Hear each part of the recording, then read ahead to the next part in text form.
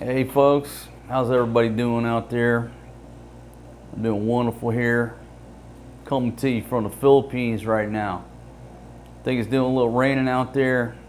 I'm hanging out here in my man cave, my studio, my office. I got somebody knocking on the door. So if they come busting in here, I guess it'll make the video more entertaining because I forgot to lock the door. So anyhow, folks, the purpose of this video is just to discuss how much is an international school here in Angeles City, specifically for a 4-year-old, which is considered pre-kindergarten. That's what I'm going to discuss, and just what's going on with that particular age bracket. I looked at 3 schools, so I'm just going to tell you what the prices are. And you make the assumption that, as the child gets older, the price is going to increase. But I'm not an expert on this. There are probably a lot of better sources of information than me. But what I do here, as I journey through life, I just share it with you, my little tidbits of information. And again, there's this big piece of real estate down below called the comment section. And most of your answers lie in the comments. They don't lie here with me. I just share with you my experience. So let's just go through. I sampled 3 different schools, and I'm not even going to put their names out there, okay? Because there's more than 3 schools here, and I don't want you to think that I'm endorsing or recommending anybody, because I don't know. All I did was check out 3 schools, very limited scope, so I'm only going to talk numbers. Just numbers and the schedules and sort of what's going on right now. The first school I checked out is a little small school, and it was also the cheapest on the tuition. So for a child to be in kindergarten, they have to be 5 on October 1 of that year. So Maria will go to kindergarten next year. And right now, if you go, they call it pre-kinder. Some schools call it nursery or whatever. Anyhow, kindergarten starts when they're 5 prior to October. Does that make any sense? So for a 4-year-old child at this small school, and usually what they do here is the tuition, but if you pay early, you can get anywhere from a 10 to 15% discount if you pay early and you pay in full. But all of these schools have payment plans, so if you can't throw down the money up front, you can make payments every month. So I'm just going to give you the full tuition, how much it is per year. At school number 1, it was 34,338 pesos. Now at today's exchange rate, which is doing pretty good, today it's like 55 to 1 on the US dollar. Typically it hovers around 50. 50 pesos is $1. The dollar's strong right now. Even coming from the ATM machine, if you pull money from the ATM, it was like a 55.1 pesos to the dollar. But if you go to these money changers, if you're coming in on a trip, you got a pocket full of greenbacks, I think it was 55.5 or something like that. I'd have to go back over my video. But either way, the exchange rate is very good right now. So for 34,338, if you paid everything up front at school number 1, that's $613.06. Now, if you paid early and in full, that you can get up to 15% off of that. So take 10 to 15% off. But I just, we'll just start right there. $613. That tuition is for the year. Now, the schedule that this particular school has, due to this Corona shit still lingering over here, and I'm going to talk about that a little later, about how it's affecting education. All these schools have applied to the Department of Education, and some of them get approved, some of them it's pending. Let me go back, stay on focus. I'll talk about that crap in a minute, but they're doing what's called a blended, that's what they're calling it, 50-50. So the child will go to school in the classroom for 1 month, and then the second month they're going to do online. Now, I'm just not interested in that. I'm not interested in my children going to school online. You're gonna get, let me get this straight, you're gonna get a 4-year-old or a 5-year-old that's sitting in front of a computer for 3 hours and really be interested and engaged. I just don't see it happening.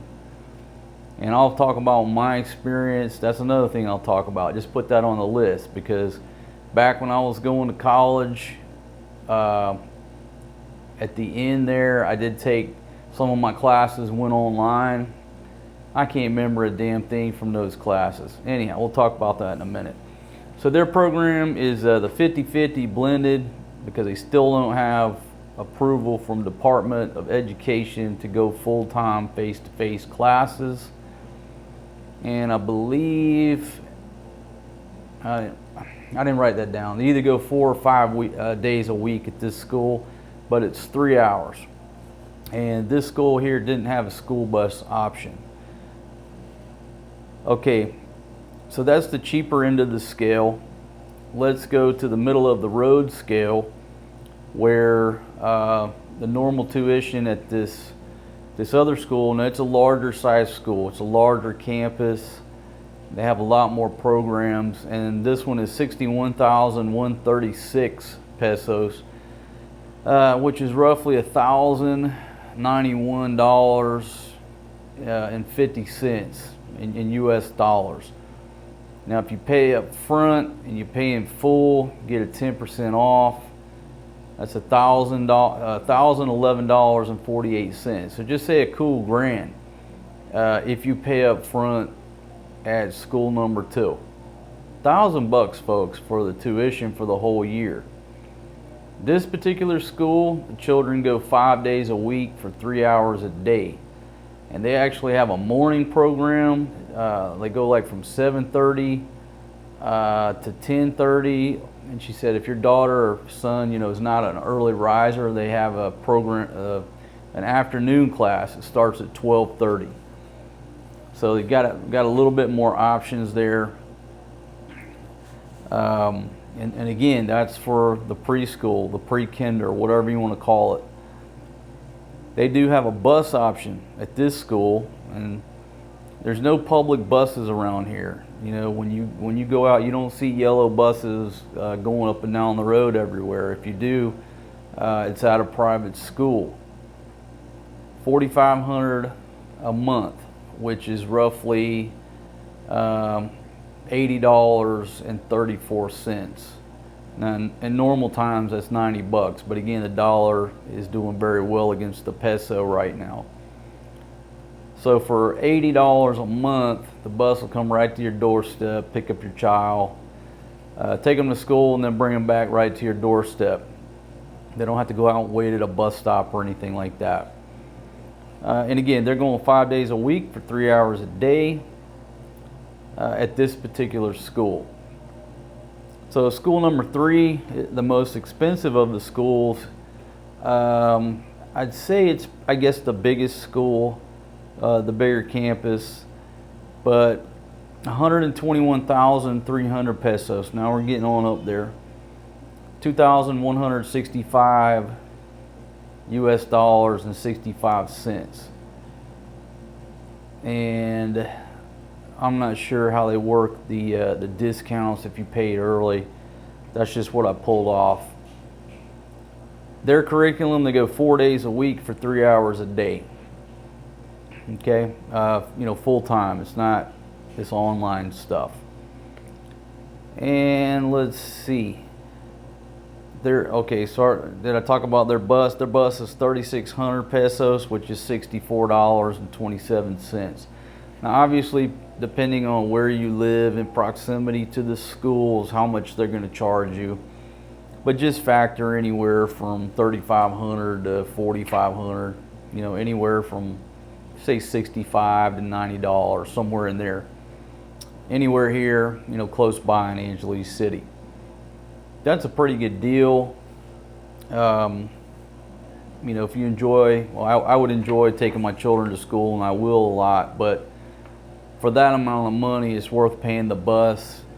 So, you know, if you got some stuff going on, she can jump on the bus. And to be honest, you know what? When I was a young kid, I loved riding the bus.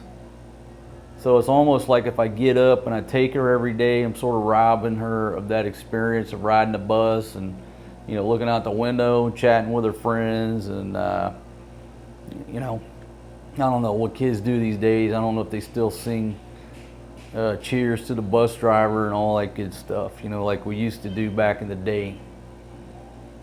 All right, uniforms, I'd estimate like 5,000 pesos, somewhere in there, about $100 US for the uniforms. They wear, you know, uniforms at the schools, pretty much Southeast Asia wide, but obviously especially at a private school.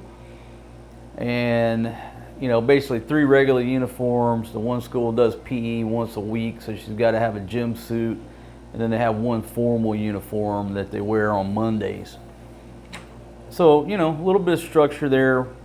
But just to recap, you know, anywhere from 600 and some change dollars a year, 600 to 1,000 to 2,200.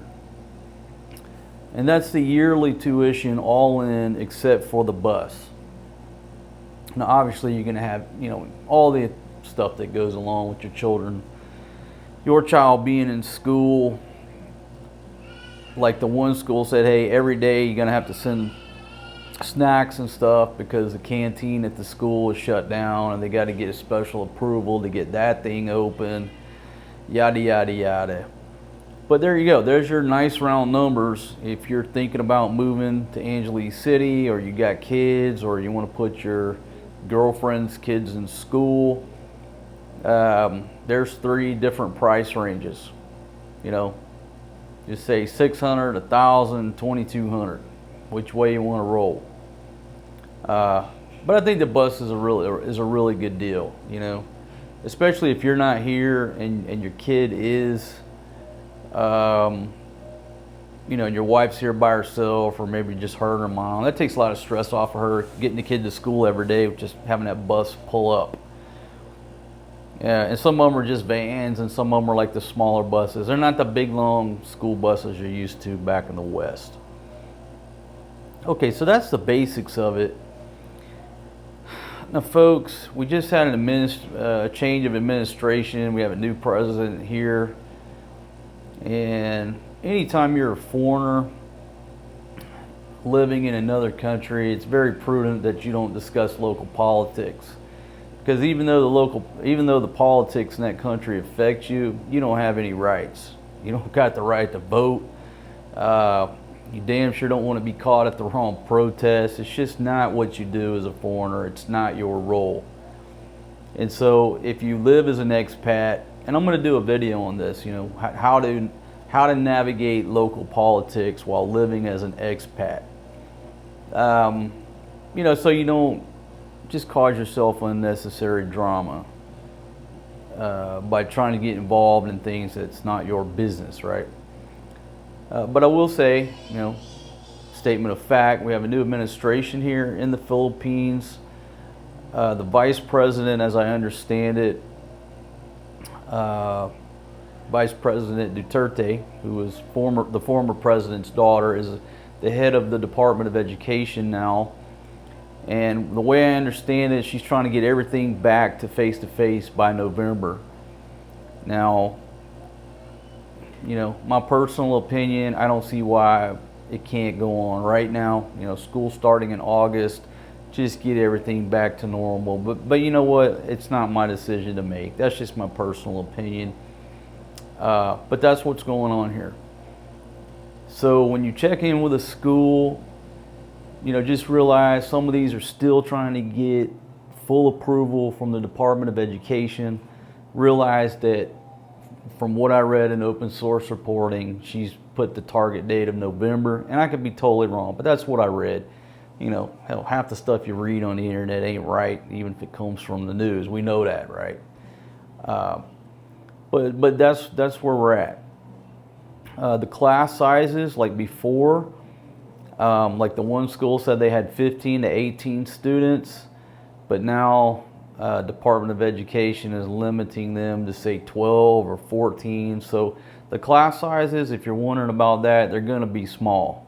I'd say 12 to 15 children max, because of the restrictions put on them. It's not going to be like in Thailand where there's 100 kids in a class.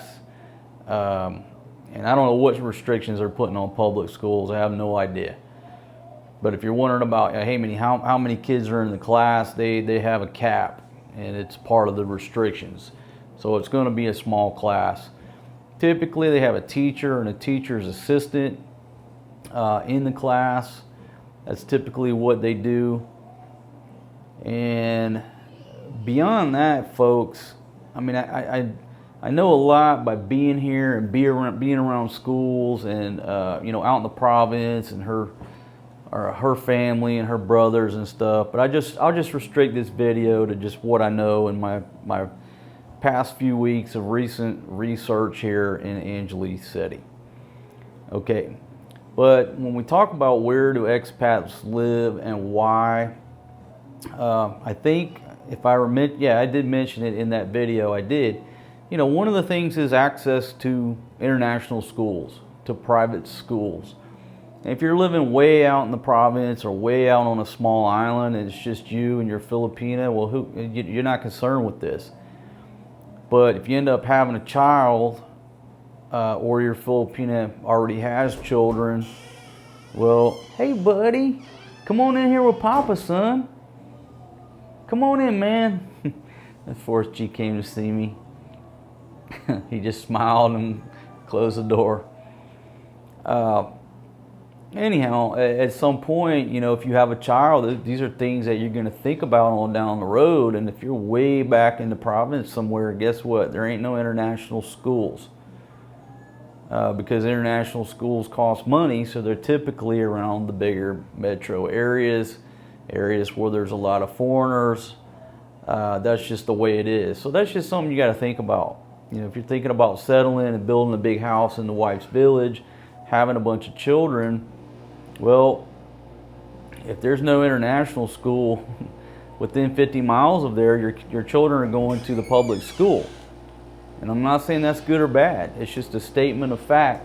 Hey, Buddy Rowe, what you doing, man? What you doing, buddy? You want to come see Papa? Papa's talking about schools. Papa's talking about schools, man. Okay, I'm glad he popped in here. If you have a child that's 3, there are some schools that are accepting them in, I don't know what they call it, but when I went to this one school at first, they said, no, we don't have approval for 3-year-olds. Well, they did before the lockdowns. And then they texted me like 2 weeks later and said, hey, we just got approval for 3-year-olds. Some type of program for the 3-year-old children. So again, just realize that things are gradually, slowly coming back online. The Philippines is usually behind.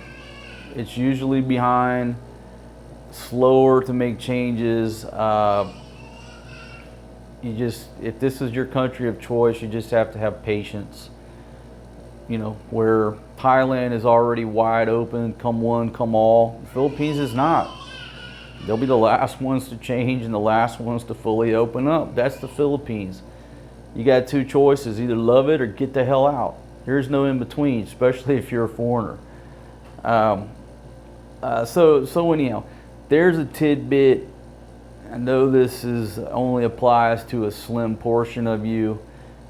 I probably lost most of you after 30 seconds. Hey, whatever.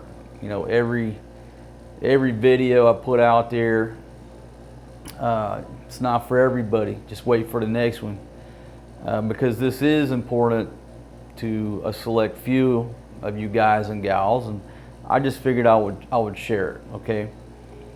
And with those prices, and again, I'm not taking anything away from the public school.